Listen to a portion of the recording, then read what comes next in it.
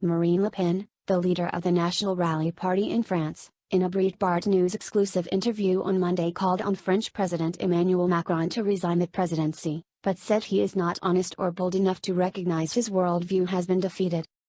In the United Kingdom, Le Pen noted, David Cameron stepped down as Prime Minister when the British people voted to leave the European Union back in 2016.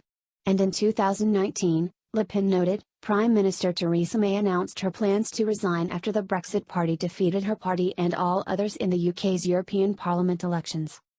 Le Pen told Breitbart News that Macron should definitely follow Cameron's and May's leads and resign from the French presidency. But Macron has neither the honesty to do it, nor the panache to do it, Le Pen said.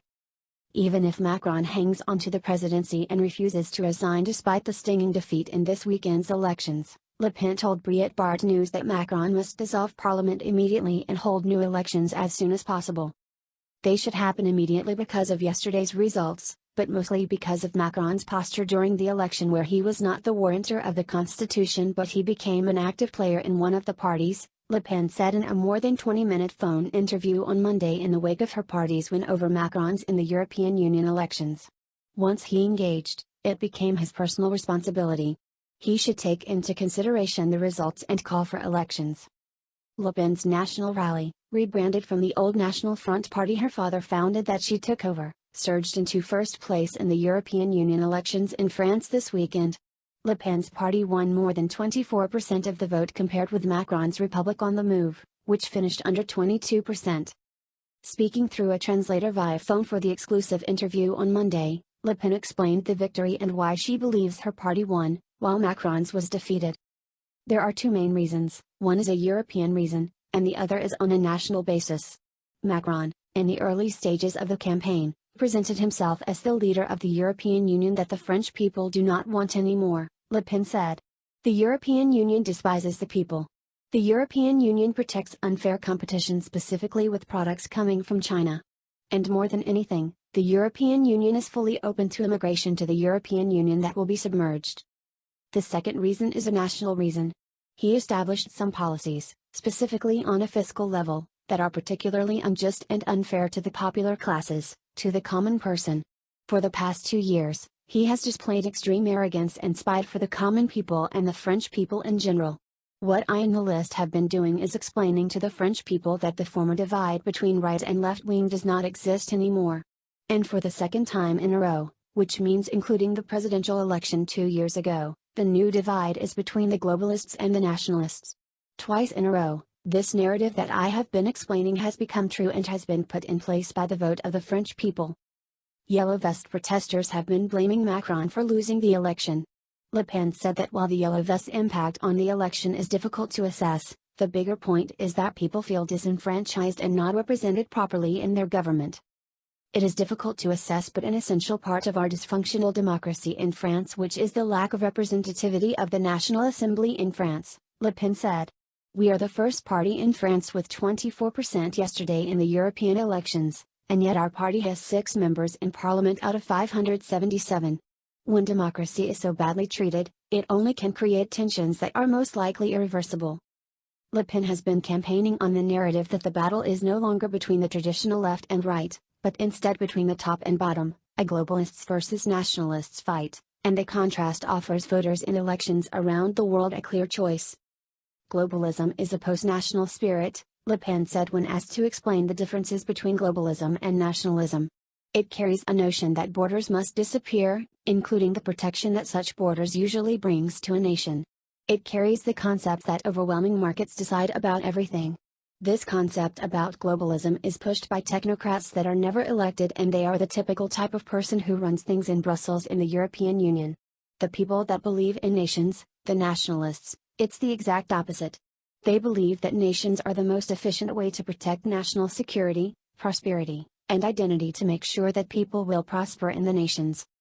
Le Pen, when asked by Breitbart News about how some critics of nationalism point to the dark history of nationalism in Europe to criticize it, shot down such criticisms as efforts to defame those who believe in the ideology.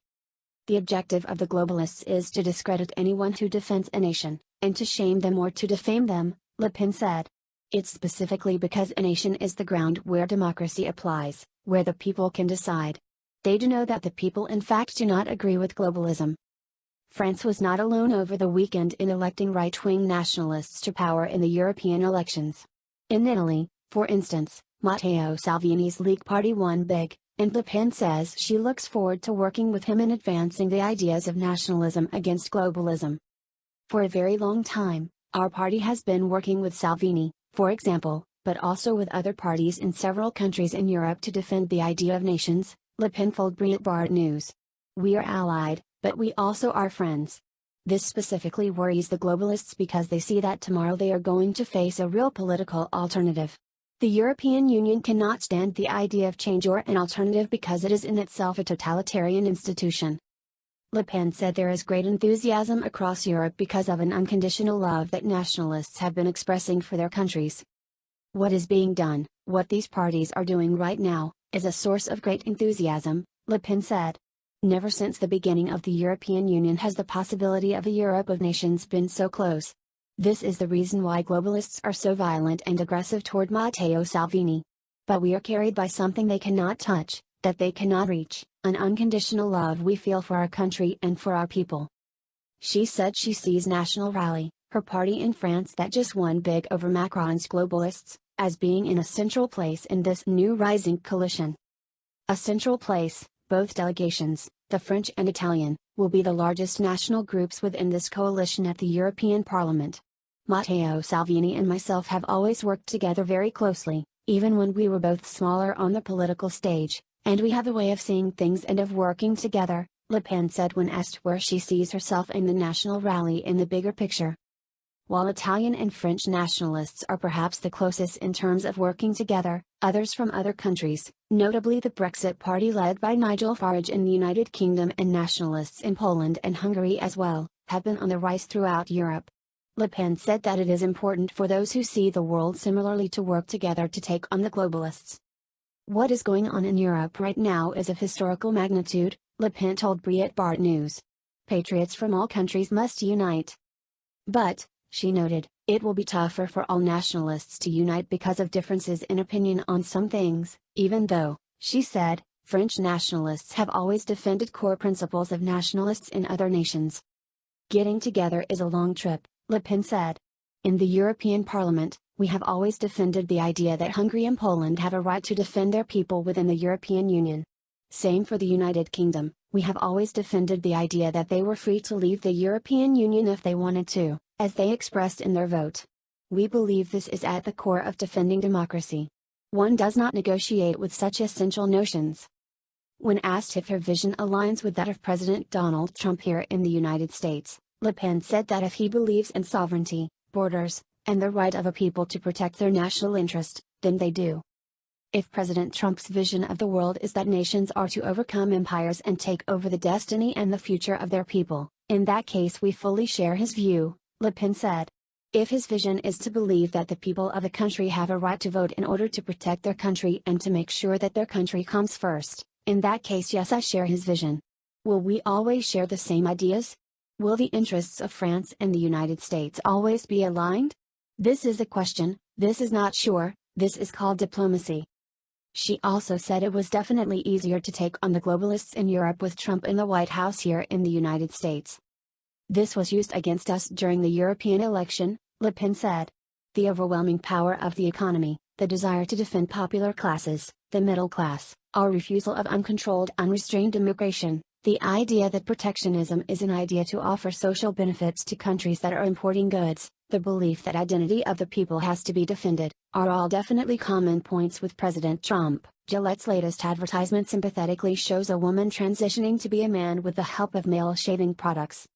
The risky advert echoes the feminist campaign to blur the biological differences between men and women by suggesting that women can become men with the help of some Gillette shaving products. The main character says, "Growing up, I was always trying to figure out what kind of man I wanted to become, and I'm still trying to figure out what kind of man that I want to become. I'm glad I'm at the point where I'm able to shave, I'm at the point in my manhood where I'm actually happy. It is not just myself transitioning, it is everybody around me transitioning." The ad fades out, showing the corporate endorsement of the transgender claim, whenever, wherever, however, it happens your first shave is special. The advertisement tries to marginalize the public's view that men should live up to their natural biology-based masculinity as a natural complement to women's natural biology-based femininity. Instead of associating their shaving products with the valued idea of masculinity, Gillette's managers associate their products with the feminist claim that men's masculinity is unrelated to biology and is instead socially constructed by vague forces in society. This feminist claim that the two male and female sexes are socially constructed is a vital political foundation for the transgender movement, which is now urging many teenage girls and boys, including depressed girls and gay boys, to reconstruct their bodies with the aid of surgeries, drugs, and hormones. But these teenage decisions have lifetime consequences. For example, teenage girls who start taking the male hormone testosterone quickly and irreversibly change the tone of their voice. A small but significant number of girls remove their breasts, despite the risk of pain and regret. A growing number of detransitioned women are reversing their claim to have switched sex, and are protesting the lack of caution within the medical industry. There is a rush to get hormones, even if you are not 100% sure you are trans, one young woman argues in her Twitter channel, @GNC_centric, background facts and figures on transgender ideology. In general, the transgender ideology says a person's sex is determined by their gender identity, not by their biology. The ideology insists that men and women's bodies are more or less identical, and it objects to the public's view of the two sexes as simultaneously different, complementary, and equal. The transgender advocates want to impose their ideology on Americans by establishing transgender rights laws, which would require the Department of Justice to penalize individuals and groups that insist that women and girls are biologically different, and have different priorities, than men and boys. Transgender advocates claim that 2 million Americans say they are transgender to a greater or lesser extent. But very few people who describe themselves as transgender undergo transition surgery of the genitals. Only about 4,118 Americans surgically altered their bodies in hospitals from 2000 to 2014 to appear like members of the opposite sex, according to a pro-transgender medical study. A 2018 Pentagon report commissioned by former Defense Secretary James Mattis said that rates for genital surgery are exceedingly low, -2% of transgender men and 10% of transgender women. The transgender movement is diverse, so the different factions have competing goals and priorities. It includes feminists who wish to blur distinctions between the two sexes, people who glamorize the distinctions between the two sexes, masculine autogynephile men who demand sex from lesbians, as well as revenue-seeking drug companies and medical service providers. It includes wealthy donors, ambitious politicians, and professional advocates.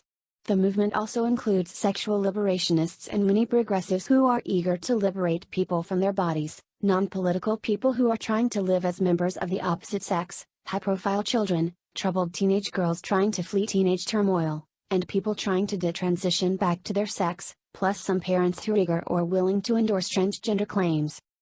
Polls show the transgender ideology is deeply unpopular, especially among women and parents. In 2017, former President Barack Obama told NPR that his promotion of the transgender ideology made it easier for Donald Trump to win the presidency.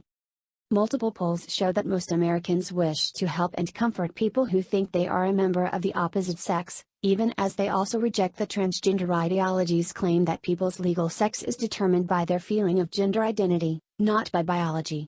A UK survey shows a similar mix of sympathy for people who say they are transgender alongside lopsided opposition to the ideology. Yet the gender ideology is rapidly gaining power, aided by huge donations from wealthy individuals and medical companies. In Ohio, for example, in February 2018, a judge forced parents of a teenage girl to give up custody so she can begin a lifetime of drug treatments and surgery that will allow her to appear as a male. The progressive push to bend Americans' attitudes and their male and female civic society around the idea of gender identity has already attacked and cracked many of the popular social rules that help Americans manage the cooperation and competition among and between complementary, different, and equal men and women. These pro-gender claims have an impact on different sex bathrooms, shelters for battered women, sports leagues for girls, hiking groups for boys, K-12 curricula, university speech codes, religious freedoms, free speech, the social status of women, parents' rights in child-rearing, children's safety, practices to help teenagers, health outcomes, women's ideals of beauty, culture and civil society, scientific research, prison safety, civic ceremonies, school rules, men's sense of masculinity, law enforcement, military culture, and children's sexual privacy. Sunday on CBS's Face the Nation, 2020 Democratic presidential hopeful former Representative Beto O'Rourke, DTX, said President Donald Trump was escalating tensions and was provoking yet another war in the Middle East with his administration's actions against Iran. Partial transcript as follows. Brennan, I want to quickly ask you about some of those things regarding veterans. Do you think President Trump was right to send these 1,500 troops to the Middle East to counter the Iran threat? O'Rourke, no. President Trump is escalating tensions, is provoking yet another war in the Middle East where we find ourselves already engaged in war in so many countries, in Iraq and Syria and Yemen, not too far from there in Libya and in Afghanistan. So, we don't need another war. We need to find a way to work with allies and partners and in some cases with our enemies. Brennan, so do you doubt the U.S. intelligence that said there was a threat on the ground to U.S. forces in Iraq? O'Rourke, I have a really hard time believing this administration and believing a president who has so wantonly lied and misconstrued the facts at every single turn to his own gain. I'm suspicious of a national security team that has so often called for war. You have someone in Bolton, who has publicly said that he wants regime change in Iran. The body count in that kind of war on both sides will not be measured in the hundreds or the thousands but the tens or hundreds of thousands. If there is a peaceful alternative to this, and I know that there is, then we must do everything within our power to pursue it. And that's what I would do in my administration. I'd stick up for our values, make sure that we defend our allies, protect the lives of our fellow Americans. But do that peacefully where we can. Otherwise, we will produce more wars, more veterans coming back to this country seeking the care that they are being effectively and functionally denied today. I think we need to do far better going forward, and I know that we can. Left-wing actress Alyssa Milano slammed veteran actor Jon Voight's recent remarks praising President Donald Trump, calling the Academy Award-winning star an F-lister trying to stay relevant. In a pair of videos entitled To My Fellow Americans, Voight lauded President Trump for confronting creeping leftism in the United States and their absurd words of the destruction. The Ray Donovan star also called Trump the greatest president since Abraham Lincoln. I've said this once and I'll say it again, that our nation has been built on the solid ground from our forefathers. And there is a moral code of duty that has been passed on from President Lincoln, he said.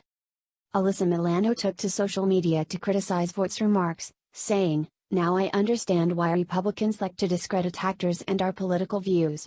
Stay in your lane, John. Has been. F-lister trying to stay relevant. Nobody cares what an out-of-touch actor thinks," Milano said about Voight, whose career spans 7 decades and includes 4 Academy Award nominations and 1 win. Milano has made national headlines in recent weeks for her vocal opposition to Georgia's heartbeat bill, one of several pro-life laws passed in the U.S. this year. She even went as far as to call for women to join her in a sex strike to protest the abortion laws. In response to her activism, Georgia Governor Brian Kemp, R., mocked her as C-list celebrity who was merely squawking. "We're elected to do what's right, and standing up for precious life is always the right thing to do," Kemp told state lawmakers earlier this month. "We are the party of freedom and opportunity. We value and protect innocent life, even though that makes C-list celebrities squawk." Austrian People's Party leader Sebastian Kurz has been formally removed as Austrian Chancellor following a non-confidence vote passed by the Social Democrats and the Populist Freedom Party. At just after 4 p.m. local time, a vote of non-confidence in the government of Sebastian Kurz was carried in the Austrian parliament, which sees the downfall of both him as Austrian Chancellor and the rest of his ministers.